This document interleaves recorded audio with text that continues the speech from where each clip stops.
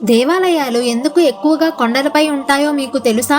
పురాణాల ప్రకారం ఒకసారి దేవతలు ఋషులు కలిసి భూమిపైకి వచ్చారు. అప్పుడు మనుషులు దేవాలయాలకు అరుదుగా రావడం చూసి వాళ్లకు బాధ అనిపించింది. అది చూసిన వినాయకుడు ప్రశాంతంగా అన్నాడు, మనిషి సులభంగా దొరికిన దైవానికి విలువ ఇవ్వడు, కాస్త కష్టం ఉంటేనే మనస్ఫూర్తిగా దేవుణ్ణి గుర్తిస్తాడు అని. ఆ మాటలు విన్న దేవతలు ఒక నిర్ణయం తీసుకున్నారు.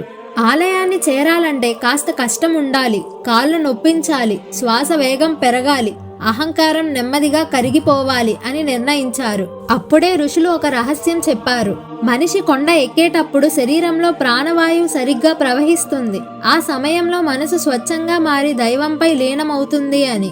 అందుకే దేవతలు అన్నారు, మా ఆలయాలు పర్వతాలపై ఉంటే మనుషులు శరీరంతో ఎక్కి మనసుతో దిగి వస్తారు అని.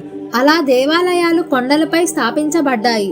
అందుకే తిరుమల, అరుణాచలం, శబరిమల, కైలాసం, సింహాచలం లాంటి ఆలయాలు పర్వతాలపై స్థాపించబడ్డాయి. ఎక్కిన ప్రతి అడుగుకి ఒక పాపం పోతుంది అని భక్తులు నమ్ముతారు. అందుకే దేవుణ్ణి చేరే మార్గం సులువు కాదు, అది మనిషిని మార్చే ప్రయాణం అని అంటారు. ఈ వీడియో మీకు నచ్చినట్టయితే మీరు కొండ ఎక్కి వెళ్ళిన ఆలయం పేరు కామెంట్ చేయండి.